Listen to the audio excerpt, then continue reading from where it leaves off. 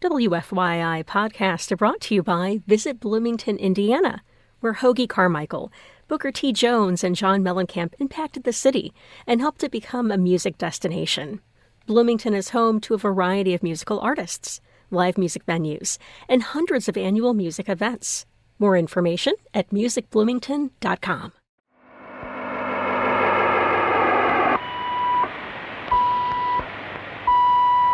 We're going to take a trip right now. Like we always do about this time. This is a journey into sound. Break it down. I'm Kyle Long, and you're listening to Cultural Manifesto. On this week's show, I'll speak with Wife Patrol. Their latest album, No Place, explores themes of decline and desolation in Indianapolis. You can both live someplace, love it, appreciate it, build community, but also have space for critique. But if someone from outside of here and doesn't know anything about indie says something, I'm like, well, but you don't know what you're talking about. There's also this and there's this. Wife Patrol will join me in a moment. But first, let's hear a track from No Place. This is Ruthless.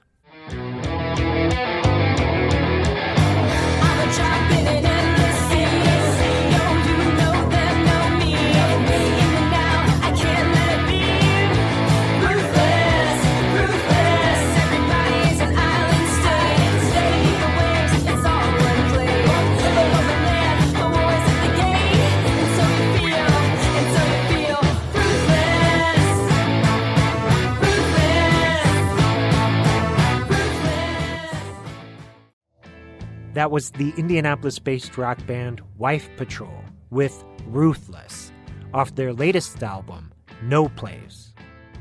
No Place is Wife Patrol's second album. Their debut LP, Too Prickly for This World, was issued in 2020 and earned praise from Vice, Bandcamp, and Afropunk. No Place builds on the band's punk, metal, and pop-influenced sound, adding new textures and instrumentation. The album also comments on themes of decline and desolation in the band's hometown, Indianapolis. Let's join my conversation with Wife Patrol. Hey, this is Natasha from Wife Patrol, and I play drums and sing in the band. This is Nicole from Wife Patrol, and I play bass and sing in the band. This is Greg, also from Wife Patrol. I play guitar and sing. Thank you all for being here again. You have an amazing new album out titled No Place. Congrats on the release of the record. Thank you. Thank you. Yeah. And this is a follow-up to your 2020 debut album, Too Prickly for This World. That album found a very enthusiastic audience out in the world. I know the record was praised by Vice, Afropunk, Bandcamp itself highly praised the record. Were you surprised at how far and wide this music went? It was during the pandemic. You couldn't even get out and tour. Tell me about the response of your debut album. I mean, it was really awesome. It was really great to see. Well, I mean, we couldn't even really see because, again, we were all still in like this was 2020, so definitely locked down. We didn't even see much of each other. But there were just so many people online who said, you know, we heard this, someone passed this to us, this was added to a playlist, and it was just great to see that camaraderie and support, not only here locally, but, you know, across the world. People were ordering our album and leaving great comments, and it was just really humbling. It's just really exciting to know that your music can spread that far. Your new album, No Place, builds and expands on the sound of Too Prickly for This World. You've retained the heavier elements, the punk, metal, psychedelic influences, also the incredible harmonies that you all have.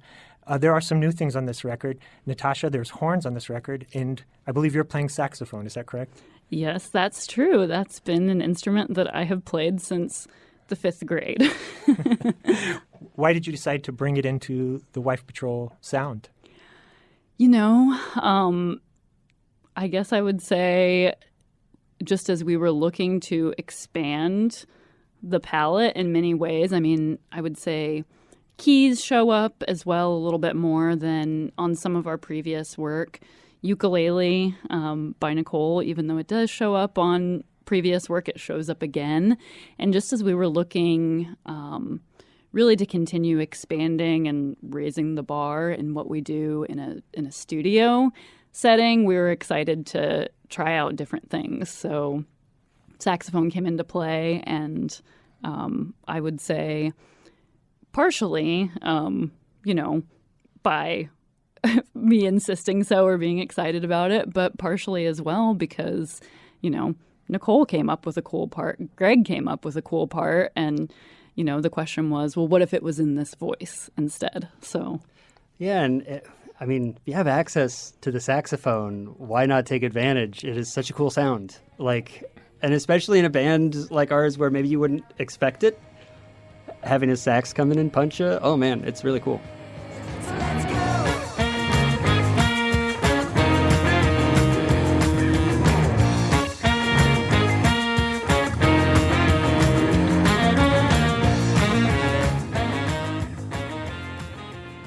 I want to talk about some of the lyrical themes on the record.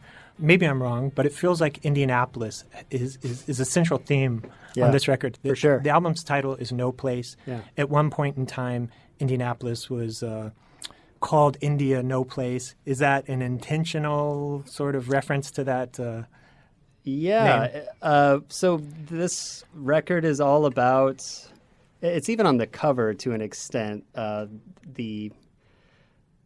lot of these songs were written during the depths of the pandemic and lockdown, and kind of in the year or two afterwards. So we were kind of finding resonance between these different feelings of isolation. One, the literal isolation of the pandemic. Two, just kind of the almost, as you say, Indianapolis was, you say at one time, in people's, less kind moments still refer to it as India No Place. So this kind of almost cultural isolation, even political isolation for more progressive-minded folks in a place like this. And just this overall sense, not just Indianapolis, but just kind of this overall sense of decline that we were feeling in these years, and still to a degree.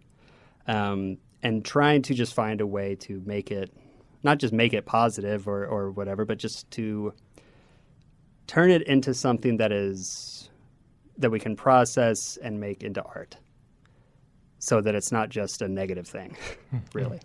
And so, yeah, it's Indianapolis, but it's also other things. Yeah. You have two songs on the album titled No Place. This is sort of like the center of the album. Yeah. It really adds a lot of a conceptual value, I think, to the way I process the record. I want to continue on this theme. The cover photo is taken in one of my favorite buildings, the old Hoosier Coal and Oil building. You are the first person to know the name of this building. and I'm, I don't know why I'm surprised, frankly. I don't know why. Don't be should surprised. have expected, you could tell us when it was built, et cetera. Yeah, it's on the corner essentially of 30th and Andrew J. Brown. Yes. It's been rotting away for probably 45 years. Yeah. Why? And the name Hoosier is actually falling apart too. Some of the letters are missing. Why did you want to use that as the motif for the cover album? Anybody want to speak to that? It's along the Monon as well, so I would ride past it on the way home from work. We wanted a new picture for the album, obviously, and I think, Natasha, you kind of wanted it to sort of echo the first album in certain ways, but we wanted a new location going along that theme of decline and Hoosierness and Indianapolis. A lot of people wouldn't be able, present company excluded, a lot of people wouldn't be able to know precisely where that building is, but it just looks like Indianapolis in a way to me, in a way that I can't really explain, and I don't mean it cynically or negatively at all. I mean, I like that building a lot. It's cool. Yeah, there's a pride to it as well, I would say. One last question on this theme. Here in the arts community particularly, I think there's a habit of just celebrating Indianapolis in this often kind of mindless way. Thumbs down. Yeah. This is definitely not going to be adopted by the Visit Indy is the new theme song of Indianapolis. Yeah, tell me about that. Did you have any concerns about putting out a message that could be interpreted as a critical message about the state of Indianapolis? Because there is so much cheerleading that I'm goes on glad here. you asked that question. So many people feel this way.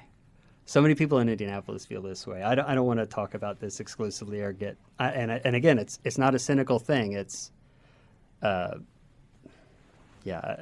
could go on about it. Well, Did you have any concerns about putting out a message that didn't maybe align with the real estate agents' desire to have Indianapolis be seen as this, the next Detroit, Even or the just next you saying Portland, it gives me the next Austin, whatever the case may be. yeah. I mean, I would say that we are far from the first. And one of the things that we've talked about as a band is that, we are part of a succession of artists who clearly love this place, spend a lot of time here, are from here, however they come to know it, if they, adopt it later in life or it's where they've grown up. And, artists that we find, their work to be very resonant. So, as an example, Robert Indiana, as an example, Kurt Vonnegut. And while some of the work is pointed in the way that it talks about the place, I do think that it comes from a place of, love and appreciation and just pushing us, to continue to be better.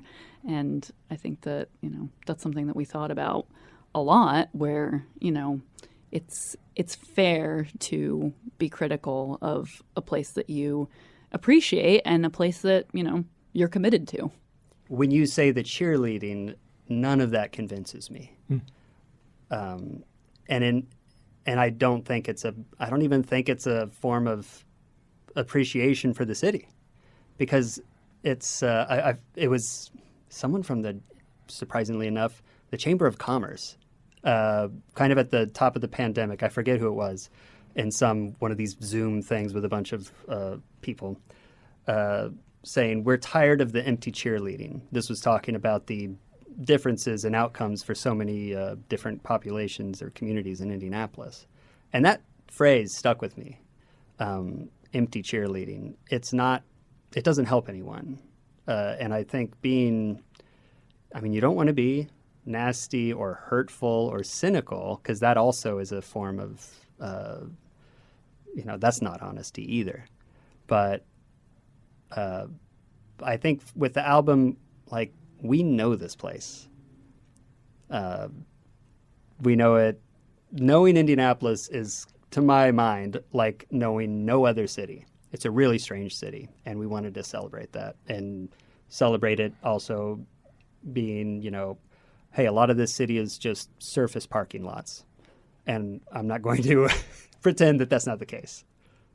That spirit I want that to come through too.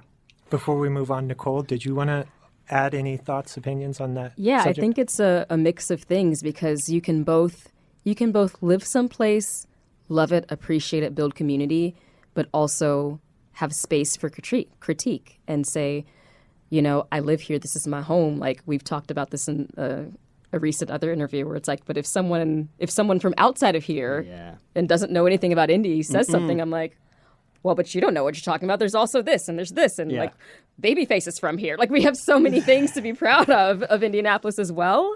So I think those two things can live together. You can both have a community, live in a place, have friends, have family, and also say there's room for change to happen. This place could also be better in so many ways. And I think it's both of holding those things together, because you can also celebrate.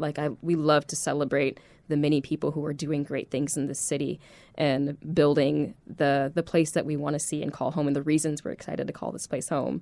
But there's also things that I have family members who are oh, I saw Indianapolis in the news. I'm oh, what was it about this time? So those things both happen, and I think anybody feels that way about somewhere they've lived for a long time. You can both love it and also have that space to say, there are so many reasons why I call this place home, but there's also things I would love to see be a little bit better.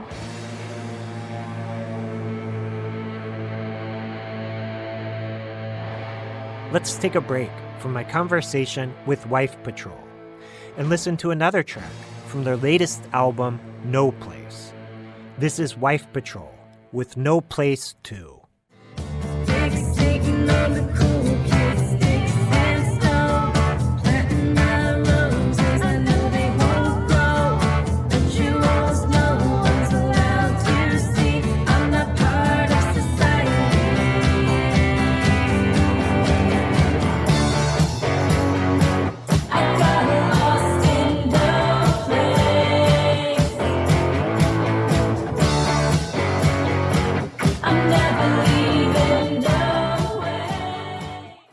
That was Wife Patrol with No Place 2, off their latest album, No Place. In Wife Patrol are my guests this week.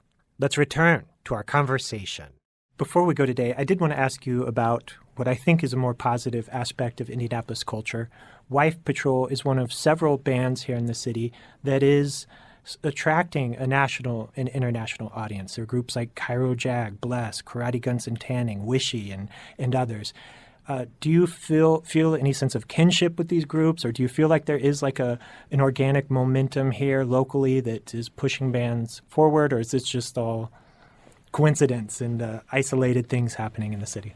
I think there's absolutely a sense of community. Every time that we run into each other, it's all like really good vibes, and like we were just all at Luna Music for Record Store Day watching. I mean, I was there for Wishy's set, and you guys were there for longer than the set, some of the other sets. But like, there's definitely an energy, and I think it comes from that place of like we all live in this place. We see each other, we create art, and like, you know, when I spoke earlier about the people who are doing things in the city and wanting to see some of that change, even if that comes from the music that you're writing and putting out, I think there's a real positive vibe, and there's just so much talent. I think another part of it is people outside of Indiana tend to kind of overlook this state and don't think that I won't say don't think there's culture, but may have a very limited view of what culture in Indiana looks like.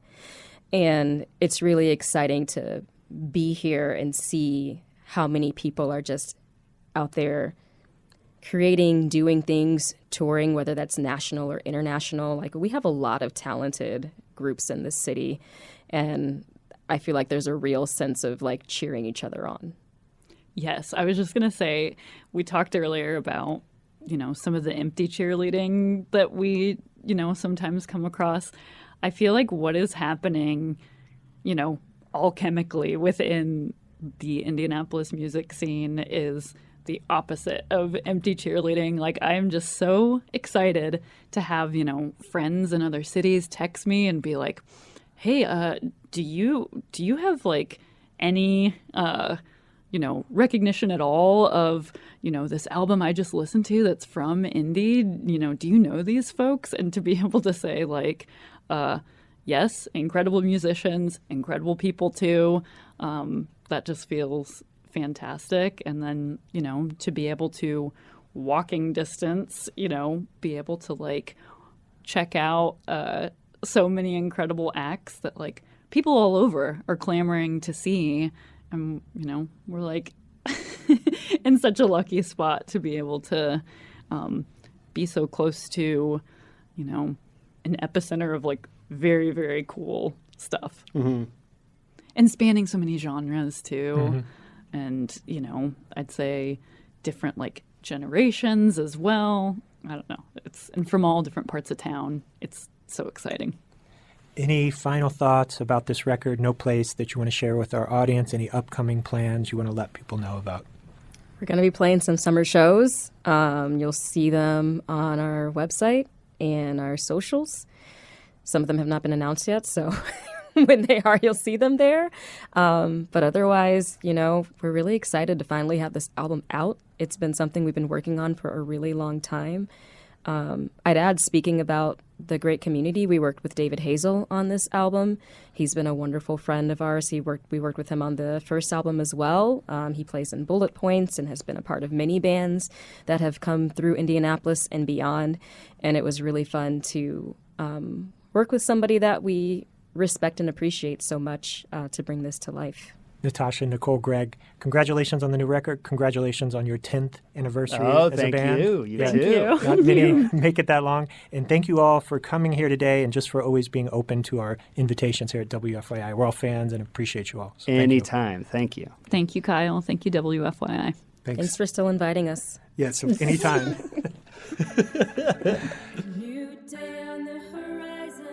We've been listening to my recent conversation with the Indianapolis-based rock band Wife Patrol. You can catch Wife Patrol live on Saturday, August 23rd at the Feast of the Lanterns in Spades Park. The event is free and open to all ages. Taste that ambition. I wanna believe in the sunlight again.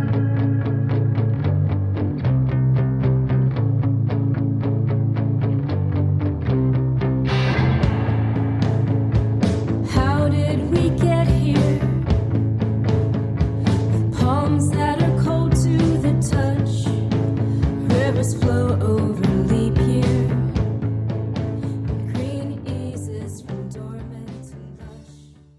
WFYI podcasts are brought to you by Visit Bloomington, Indiana, where Hoagie Carmichael, Booker T. Jones, and John Mellencamp impacted the city and helped it become a music destination. Bloomington is home to a variety of musical artists, live music venues, and hundreds of annual music events. More information at musicbloomington.com.